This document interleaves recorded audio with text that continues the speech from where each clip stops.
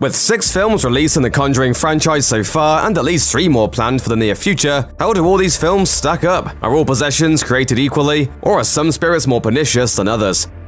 While the first Conjuring film is often warmly regarded by horror fans, Annabelle, the prequel that followed in 2014, is not. Annabelle made a respectable $257 million worldwide, but reactions to the film were far from kind. This spin-off focuses on a couple welcoming their first child, while also being terrorized by a possessed doll that seems intent on taking the mother's soul. What sets Annabelle apart from other entries in the Conjuring universe is just how stale and uneventful the overall film feels. Throughout most of the film, the haunted doll hardly moves or really even bothers the couple who owns her. Outside of some shots of Annabelle looking intimidating or being positioned ominously in a room, there isn't really much to keep audiences on the edge of their seats.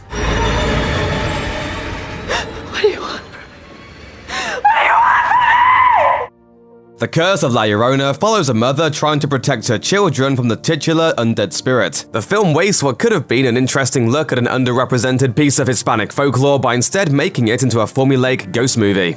The characters don't really have any interesting personalities, particularly the children, who function more as props to drive the plot than as actual human beings. Motherhood and conventional ideas about protecting children are highlighted extensively, but there's ultimately no commentary about those themes. In the end, the film says nothing meaningful and only manages to deliver a few cheap jump scares before the spirit is defeated and the film ends.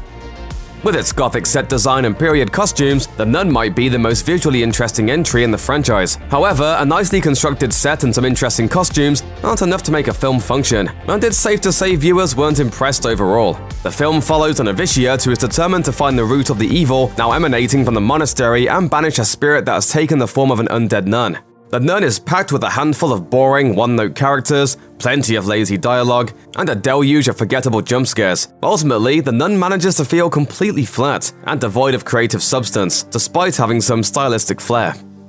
Annabelle Comes Home serves as another prequel to the first Conjuring film. After Ed and Lorraine Warren come into possession of the cursed Annabelle doll, the couple safely confines the possessed plaything away from the world. Of course, one slip-up is all it takes for Annabelle to cause havoc. When a girl wanders into the Warrens' locked artifact room and accidentally releases Annabelle, chaos reigns. Now free to terrorize as she pleases, Annabelle releases a slew of angry spirits from the couple's collection of cursed objects, turning the once peaceful Warren home into a demonic house of horrors. While Annabelle Comes Home isn't the worst film in the Conjuring universe, it is definitely one of the most boring. With a few exceptions, the demons aren't noteworthy enough to make them stand out from the more interesting cast of unholy spirits we've seen in previous films.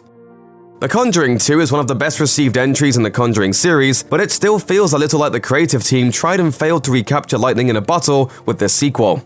Like the first movie, The Conjuring 2 follows Ed and Lorraine Warren as they work to save a family from the demon that's tormenting them. The film feels like it was made with the intention of setting up an expanded universe instead of telling a complete self-contained story. Aside from the crowded roster of spirits, the primary demon gives its name to Lorraine in the beginning of the movie, which is the key to defeating it in the end, making the resolution feel rushed and unearned. I do know your name. I asked you. You told me. Despite these gripes, The Conjuring 2 is still a worthy successor to the first film, making use of interesting camera work, a slow build-up, and the creepy imagery that fans of the franchise have come to expect. Featuring a cast of likable characters, lots of creepy build-up, and tense pacing, Annabelle Creation reaffirms that the Conjuring series can still deliver the paranormal frights that horror fans crave. As a prequel to the first Annabelle film, Annabelle Creation shows the origin of the demonic Annabelle doll. The film features competent acting from the cast of child actors and decent writing to support them as well. Though some of the scares end up falling flat, there are some genuinely visceral moments that help drive home the sadistic nature of the demon. There is a unique balance in Annabelle Creation between highlighting the emotional punishment endured by the possessed and the physical punishment doled out by the sadistic spirit, letting the two complement each other and build in anxiety-inducing ways. The first entry in the franchise is also the best. Because there was no pre-existing familiar film universe for audiences, The Conjuring had to be particularly paced. Instead of being thrown into the paranormal with little explanation, the characters are forced to do research, set up, and monitor equipment, and work with local police just to get enough proof to have an exorcism approved. As a result of all the added legwork, not only does The Conjuring feel more believable and accessible for audiences, but the frightening payoffs feel earned. The chief marker of this film's quality is the building of atmosphere. This is demonstrated particularly well through how reserved and understated some of the scares are in the film. The musical score is allowed to be soft and to serve as a background to scares, instead of the blaring, bass-heavy blasts that punctuate jump cues in later movies. Additionally, the minimal CGI used throughout the film is also done with precision, demonstrating that less really is more.